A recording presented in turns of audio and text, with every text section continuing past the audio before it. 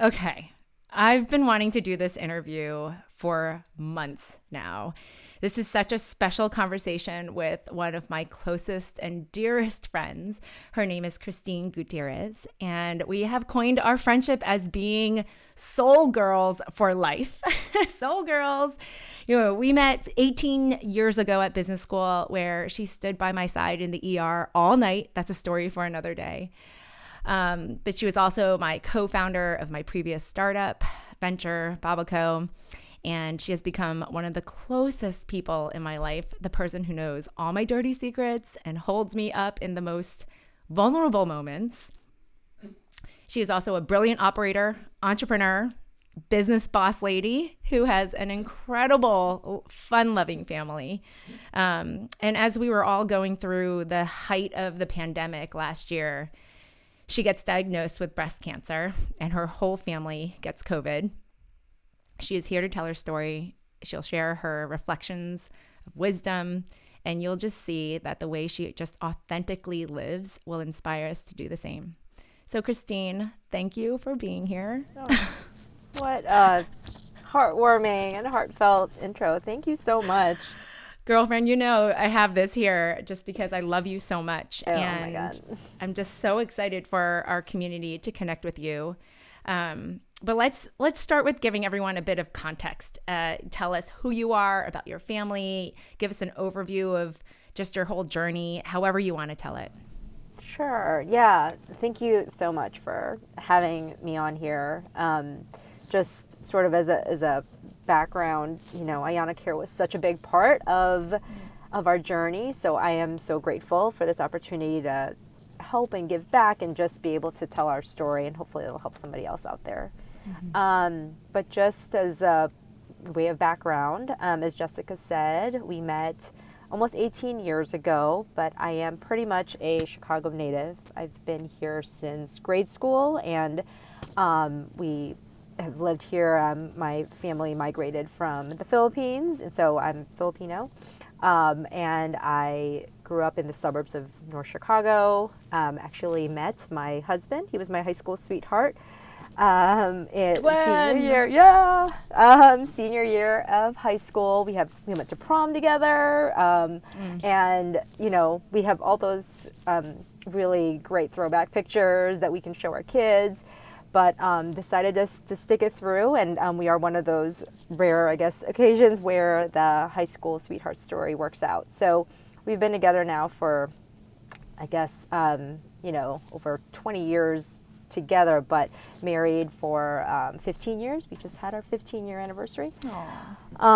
So we have three young boys, age 11, 13, and 7 years old. So we've got our oldest is about to graduate 8th grade this year. So we're navigating through that journey with Chicago Public Schools, if anybody understands that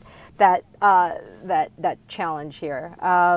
But yeah, as Jessica said, I am a full-time working mom. I worked with her several years back, 7 years ago now, I think, because that's how long I'm at my current role here in Chicago. But we had the startup together. I've always worked and kept that sort of busy lifestyle. And last year, throughout COVID, we were, throughout the pandemic, we were really fortunate enough to both still have our jobs. My husband's a teacher, and I am, like I said, I work in management team for an e-commerce business in Chicago. So, to get into sort of the meaty part of this of the health journey, last year, just like everybody else, we were trying to keep our health up. My husband and I are pretty good about fitness, and even throughout COVID, built sort of our own version of an at-home gym. We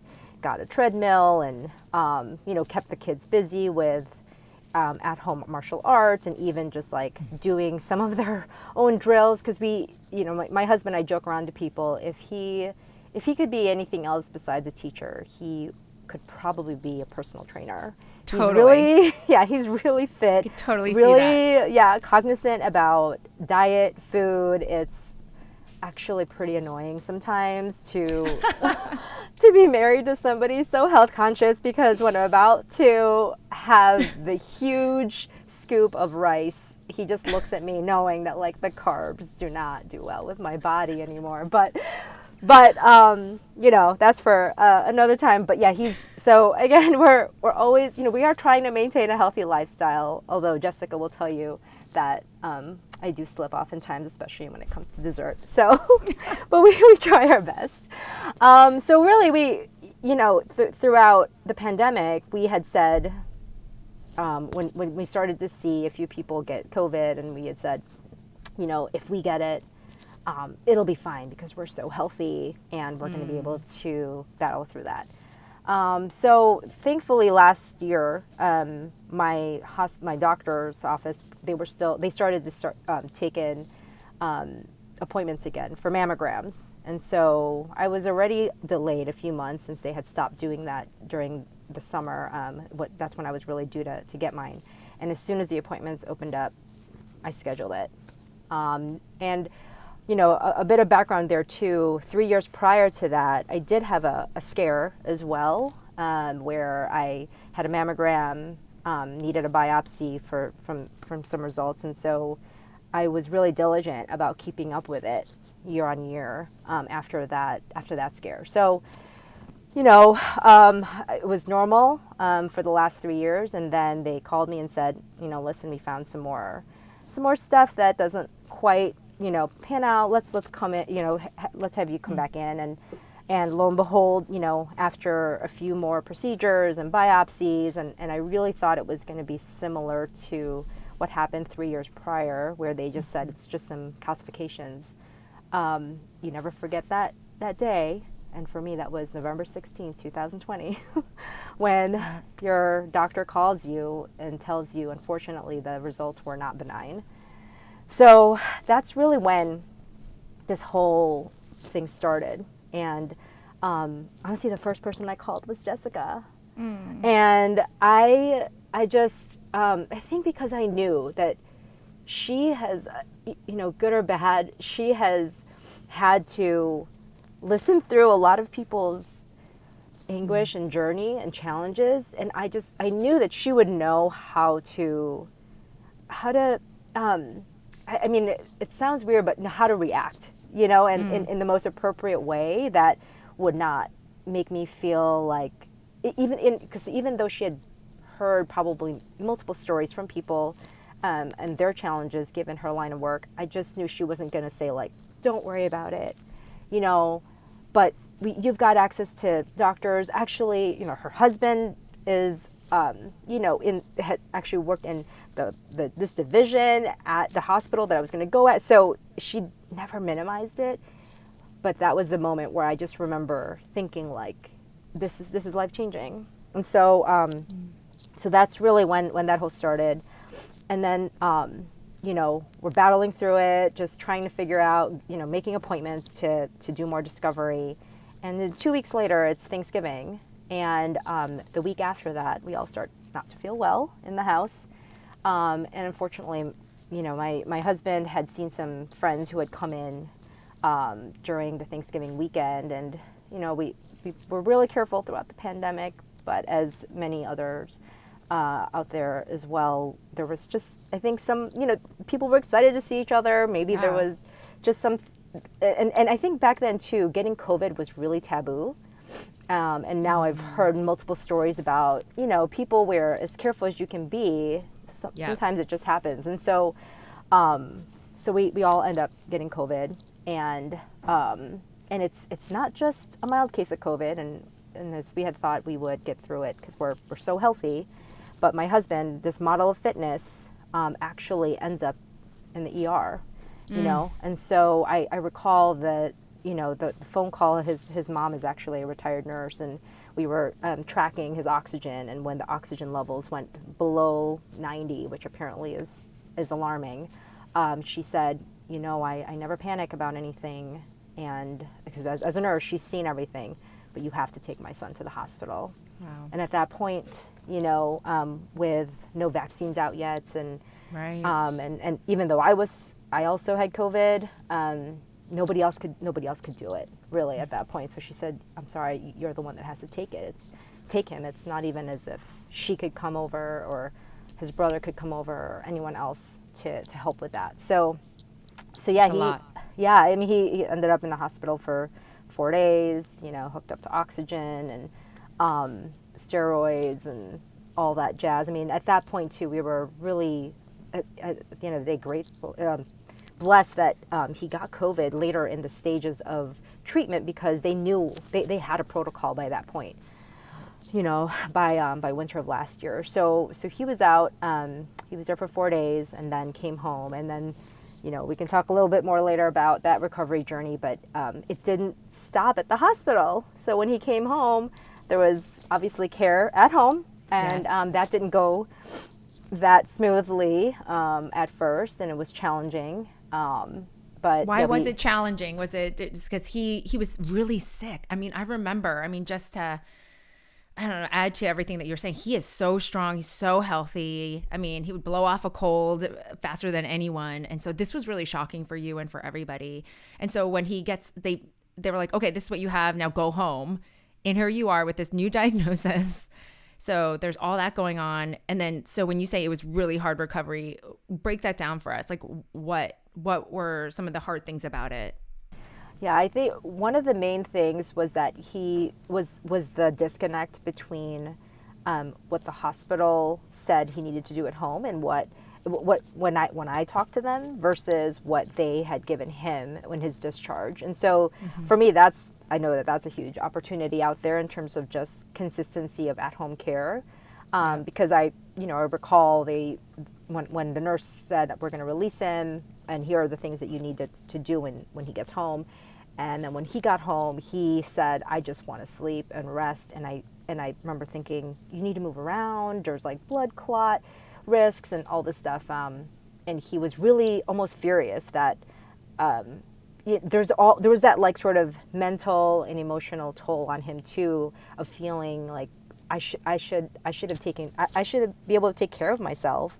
And also the guilt, I think, that he brought it into the family and that we were going through this, knowing that 2 weeks prior, I had just gotten this unfortunate news as well. And so I think all of that played into his mental state and his will to recover, really. And it was jarring in many ways because, one, we were all sick, and then and two, he was, I joke around with people now, he's just the worst patient in terms of abiding by some of those instructions. And even his mom, who's again a former nurse, would call and give some advice, and he did not take kindly to some of that advice. As we all know, sometimes we don't listen to the people that we love.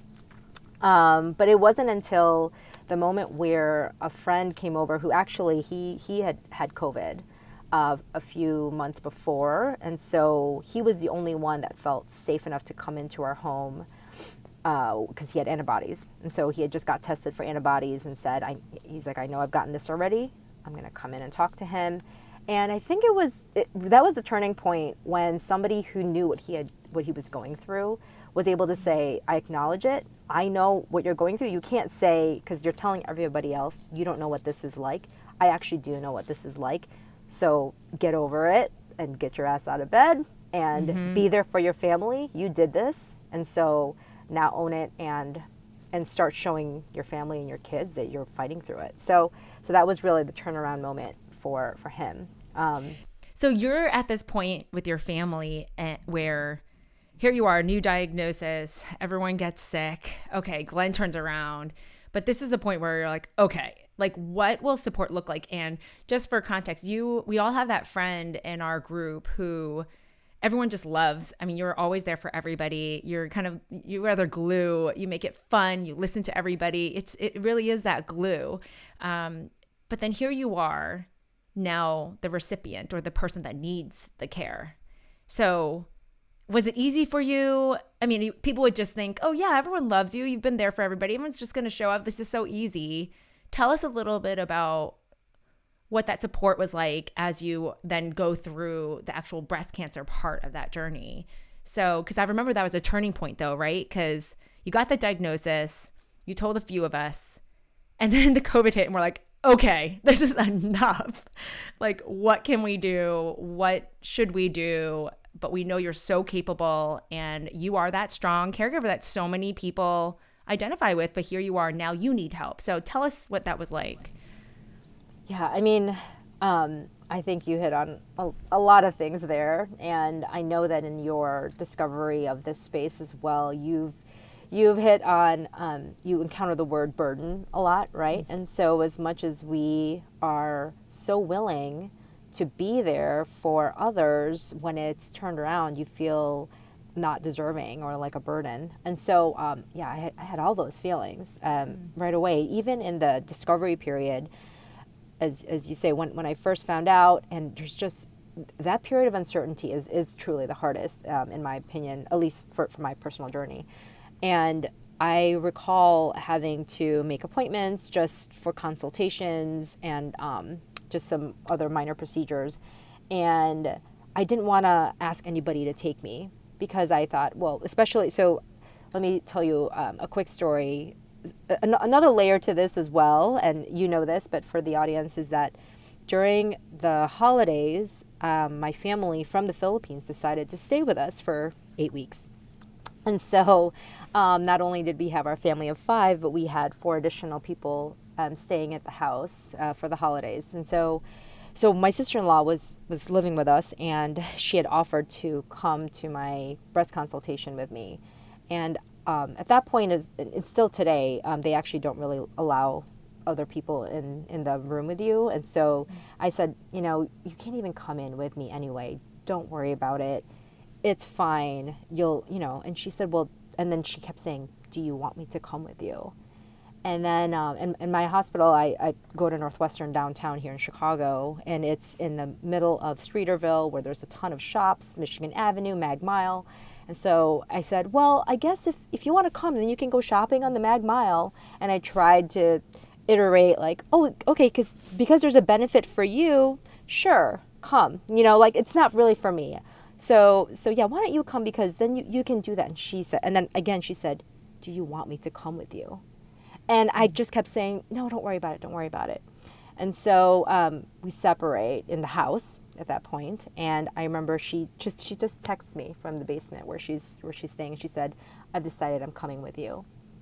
And I just started to bawl, just started to cry, because I didn't even know I wanted it, but I did. I wanted her to come with me. And that was for me a turning point too, when I realized that sometimes you don't know what you need until you get it. And I remember telling this story to Jessica, and she said to me, why don't you just say yes? Why don't you let people love you? They want to love you, and there are different ways they want to show that. And so you got to let them do it. And I think that resonated with me, both the realization that there are some things I don't even realize I need it, and then to just start to break down the barrier of letting people in on the journey, because it filled my cup as well when I was doing that. And so, I mean, that's I just recall that, and then like you said, when the COVID hit, and I remember, I think you had suggested maybe why don't you open up an Ayana Care page? Why don't you get a care team? And in my mind I was like, this is not that serious. It's fine. And then when the COVID hit, and you just said, we're doing this for you. Rachel and I will be your care team, since typically it would probably be Glenn as my husband, but he's sick too. So we're stepping up for you, and we're going to do this. And that too, I didn't know I needed it until it was presented to me and it happened. And that was an unlocking of another piece of this journey and this healing that I wouldn't have otherwise known to that I didn't know I needed until it happened. Totally. I think you hit upon such a key thing that's so common. There's something in the way we were brought up, or our culture, or something's ingrained, that it's just so hard for us to receive help. It's actually easier to give help. And so it's the same concept of vulnerability as strength. It actually takes a lot of strength to say, yes, okay, come with me. Yes, I will receive help, right? And then in that, it's like you do get stronger. And And then also, it's just, I mean, that's our whole just show up is like, all the supporters or people will keep saying no, but just like, just go, just show up, just start it, just be there.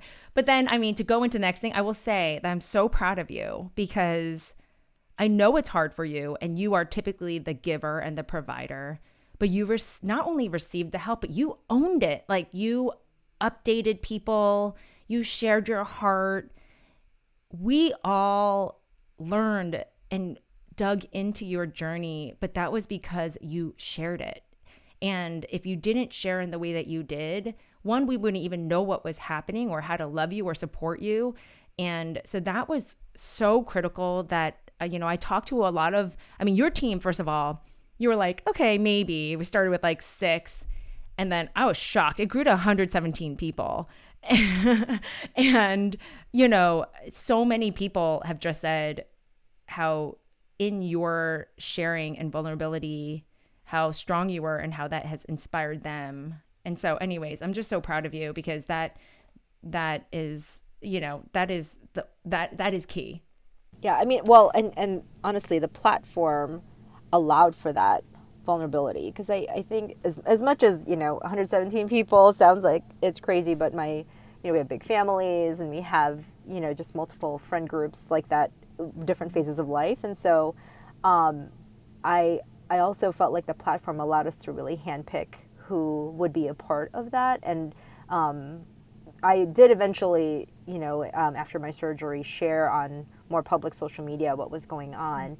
But it was this like raw form of being able to say, okay, these are my trusted, close friends and family that I know will not judge me, that will provide that joy and encouragement throughout the journey. Because at the end of the day, especially during COVID, there were, people could help from afar, from a distance, and they did as much as they could. Whether it was there were so many packages coming to our to our home of just food and gifts and just like care packages for our children to distract them and virtual play dates, and just people were reaching out from afar. But the platform really helped us coordinate all that, and also the updating too. I think I said earlier that I realized how much it was fulfilling to, or it helped with the journey and the healing when I did let people in. But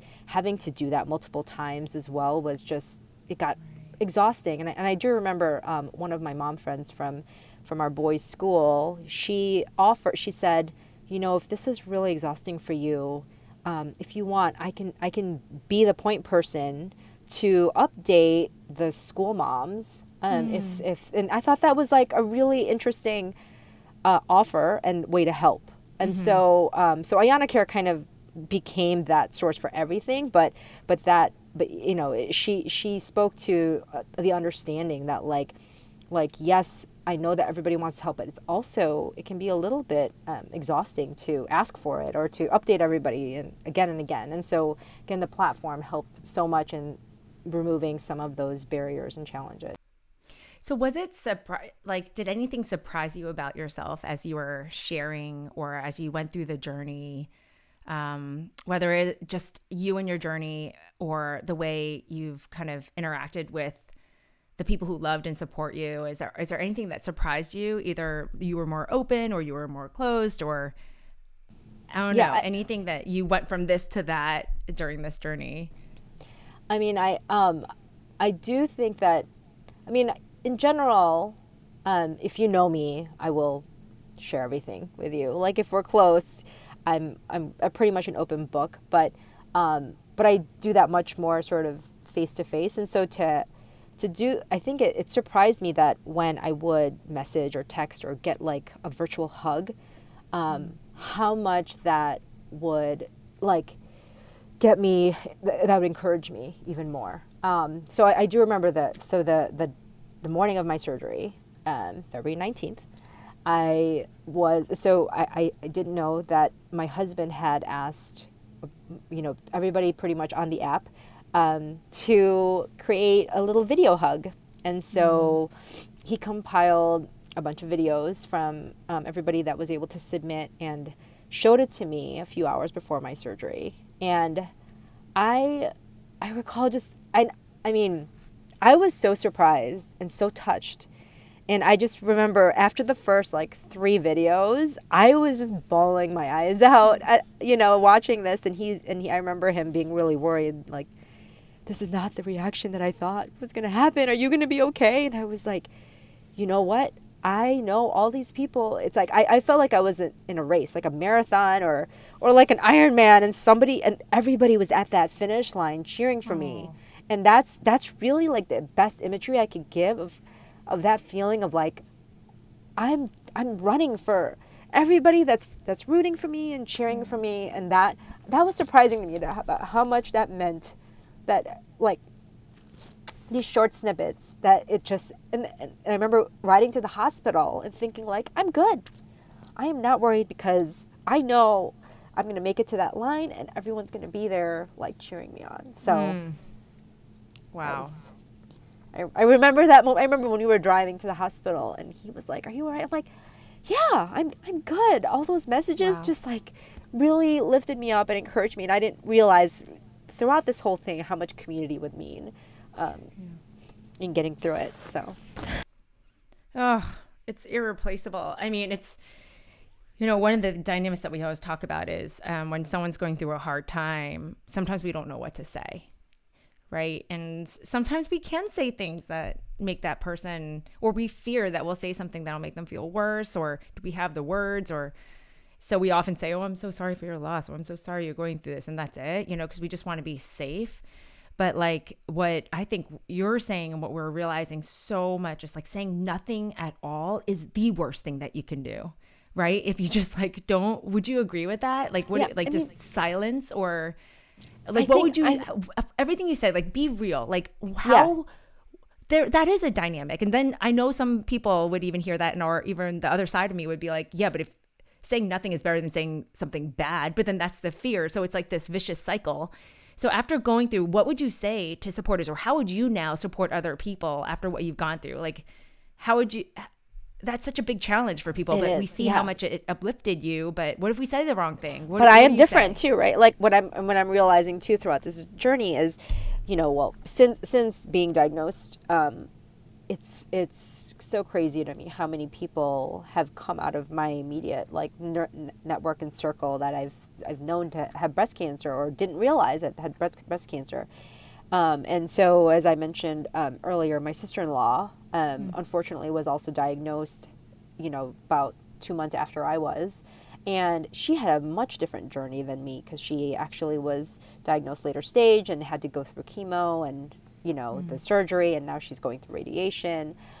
And what's interesting is the way she responded to feedback was different from me too. So it is tricky, I have to say, in terms of like, because she said, I'm sick of people, I think at one point, just saying to me, like, you're going to be okay. You're going to be, how are you? And she said, I know they're well-intended, but I don't want to have to tell them how I am, because if I really did, I would lose it. So I would say, one thing I appreciated was, what a ton was, there were so many friends that I learned from, like from you, or actually Rachel's really good at this, our friend Rachel Mizell.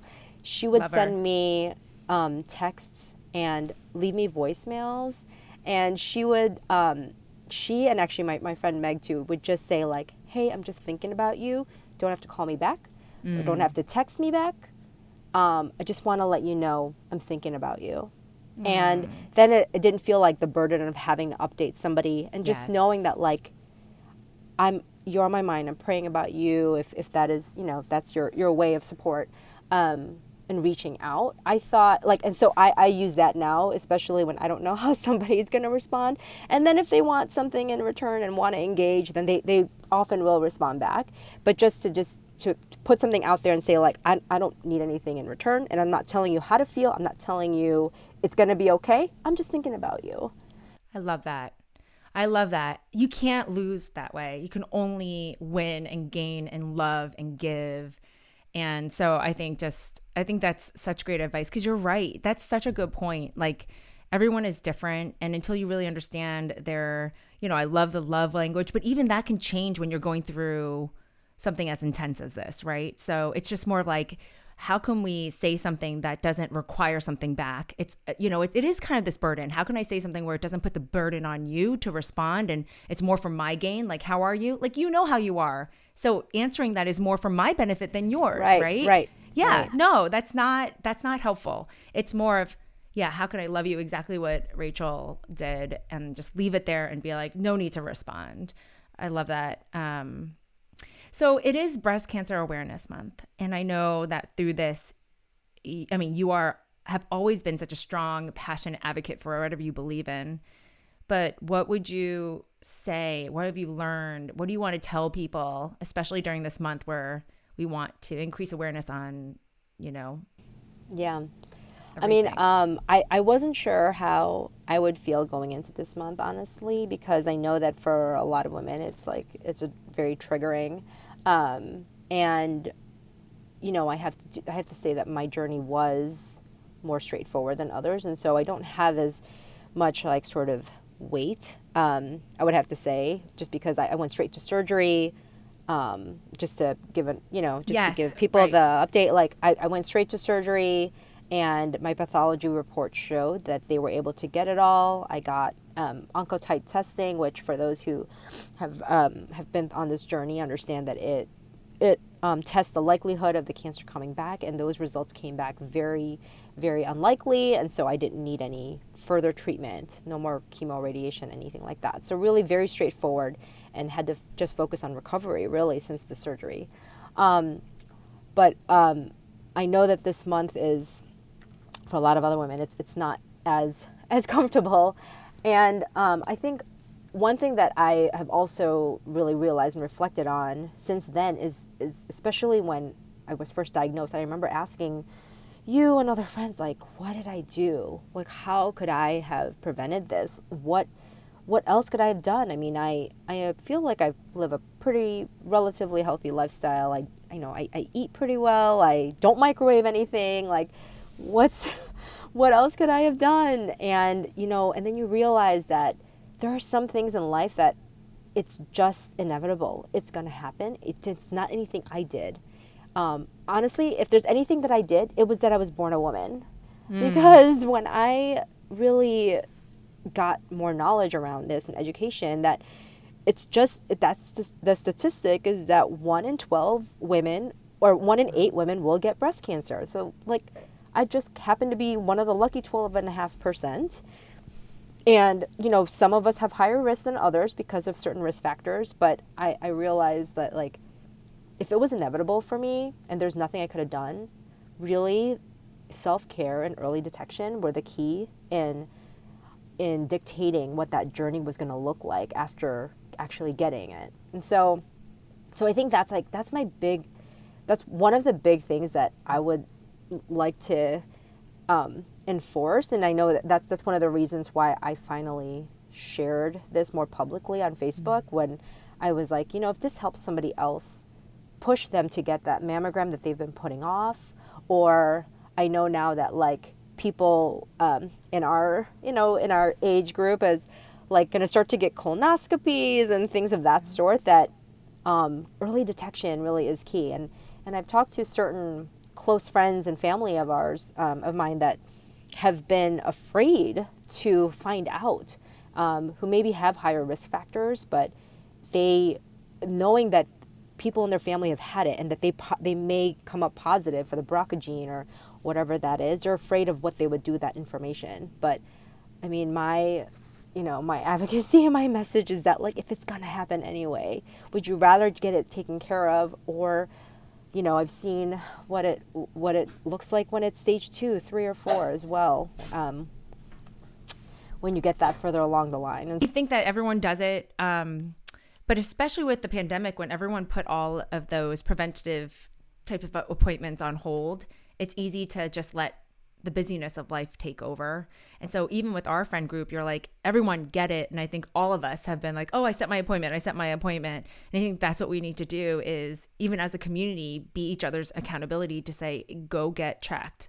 That is the number one factor that could it really changes it the changes the trajectory of your journey. Yeah. And there were a few people, after I had put that on Facebook that actually wrote and said, like, you pushed me to do this. And there were a handful that I was like, oh my God, like if this message like helped save somebody else, like or just push somebody else, to get that appointment, it's so worth it to share this story. Yeah. I also want to just jump back to something that we talked about, where you went through the surgery, everyone was rallying. You did have this incredible energy that you were the root source of. You're sharing, everyone commenting, sending you these things, just really showing up for you. And it was a beautiful thing to see. And then you get the surgery, and then the results were positive in the sense of, oh, it's good news. We think we got it. Remission. Okay. And then you talk about this lull. Yeah. And I remember you calling me. Well, first of all, I think the burden came back because you were like, oh, because you still had more surgeries to go. Mm-hmm. But you acted, it was interesting. You acted that in that moment when you got the news, even though you were completely not healed yet, like you were still very raw with stitches. Like I know that journey, not personally, but I know of that journey. And you were like, thanks everybody. Great. I'm out. Like that marathon kind of race analogy you had, which I think was a beautiful one. But if I were to continue that, you were like, I broke through. I'm done. And I remember getting that post, and it was almost like a final post. Like, thank you, everybody. I'm good. And I was like, well, that's so interesting because, it's great news, but there's still so much more. Yeah. And like, we want to continue to support you in that. But so tell us a little bit about like, what was your mentality there? And why did you feel like you had to just say, okay, guys, it's done. I'm good. Like, unpack that for us a bit. Yeah. No, yeah, I vividly recall that as well when I think even going into the surgery, I remember my family doing a bunch of like masses, because we're Catholic, masses and prayer groups, and we had just recently found out about my sister-in-law as well, who was later stage, sort of a more challenging journey. And so I think I was feeling like, this is not that bad in comparison. I know what my path is. I understand my plan. And so, I do have to say, understanding your situation and your plan does give a lot of like sort of assurance, at least of like what you're going to do about it. And so, I already started not to feel deserving at that point, even before the surgery, of just like the outreach and attention. And that's probably my own issue of just always feeling like, let me just sit in the shadows. It's fine. Let's focus on this event. Let's pray for this instead.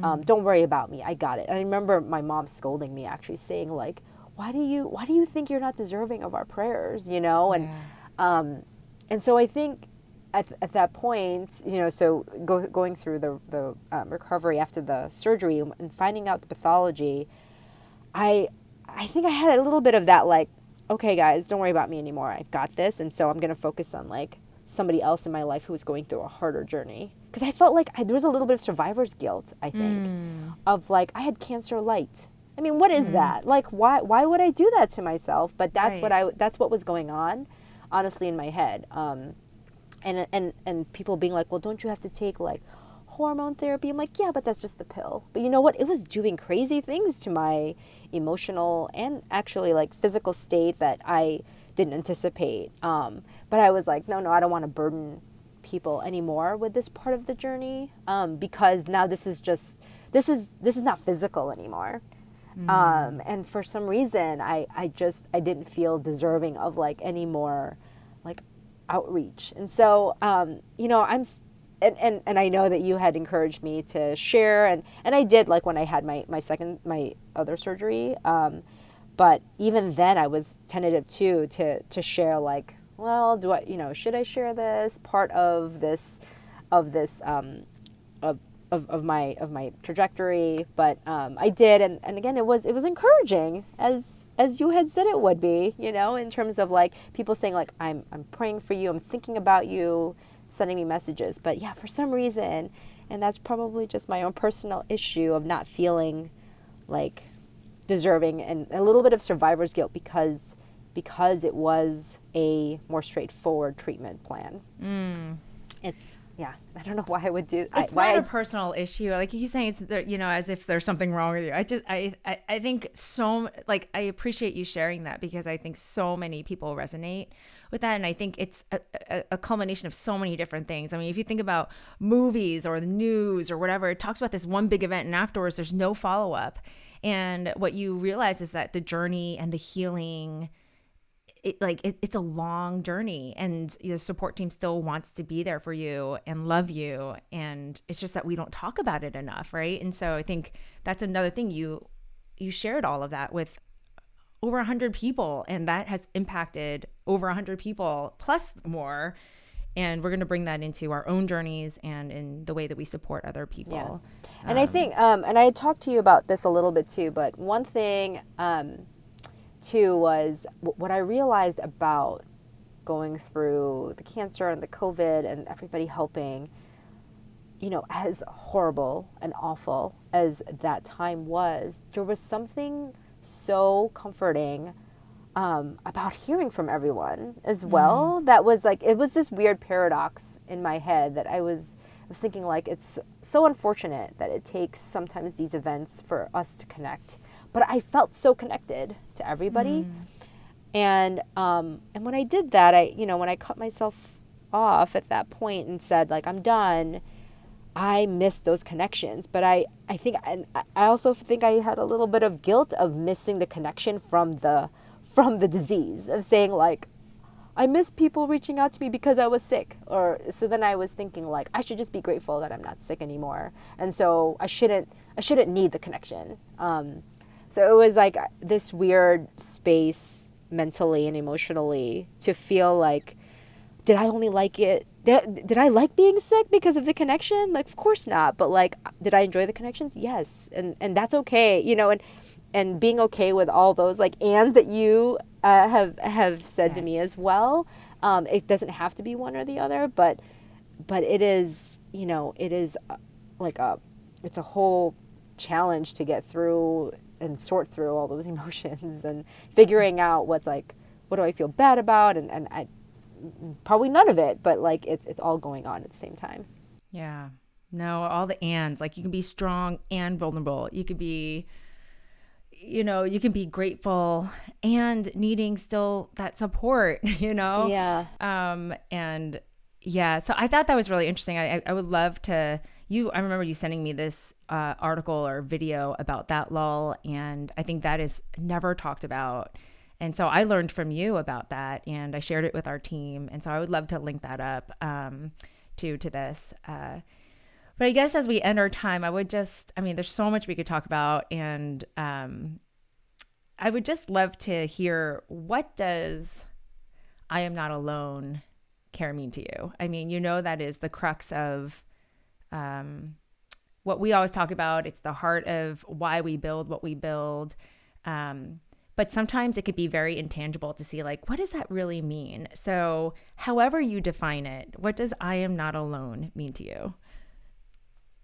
I mean, what I keep going back to is that the importance of, I didn't realize the importance that community would really play in going and healing and just going through this journey.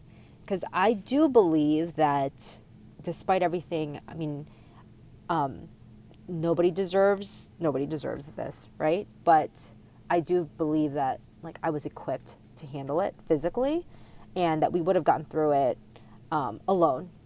But the community piece of it is what made that journey joyful in some ways, and just knowing, like, I mean, as I had described earlier with the videos and feeling like your mental state also plays so much into the recovery. And so knowing that everybody was just lifting me up throughout all that, pushing me through, running by my side, whatever it was to get to that finish line, that community piece of it made that journey so much more fruitful and really eased my way into the finish line. And so for me, that's what it means. Like I know I wasn't alone. My community helped me get to that line, and Ayana Care truly helped me, truly helped us handpick who was going to be a part of that community. And I think that allowed all the stuff we were talking about, the vulnerability, the sharing. You know, as soon as I opened up that door, I knew that these people would never judge me, would never think that I was seeking attention or that I was overblowing things, that these people truly were there to help and lift me up and wanted to see us through this and I want to love these people for a much longer time, and they wanted to do the same for me. And so just that aspect of it, that's what it means, because I've truly never felt alone throughout this journey because of you and you know, and the platform allowed for that to flourish. So yeah, that's what it means to me. It's beautiful. Well, I mean, it's so true that when people go through very intense, hard times, you truly see someone's character. And watching you go through all of this was just truly inspiring and incredible. And it taught me a lot. It taught all of us a lot. You are so overwhelmingly deserving. We just love you so much. And I think you even sharing your story here in such a vulnerable, articulate, and authentic way is going to teach so many people just how we can show up for each other, but even more importantly, how we can receive love that people want to give. And so, Christine, thank you so much. I am so grateful for who you are and who you are in my life. And now I'm so excited I can share you with the world. You represent so much. And yeah. Thank you for having me. And again, if the message at all can help others, whether that's emotional or just pushing them to make sure that they self-care, then I'm happy to do it. So thank you so much for having me. I love you, girl. Soul girl for life.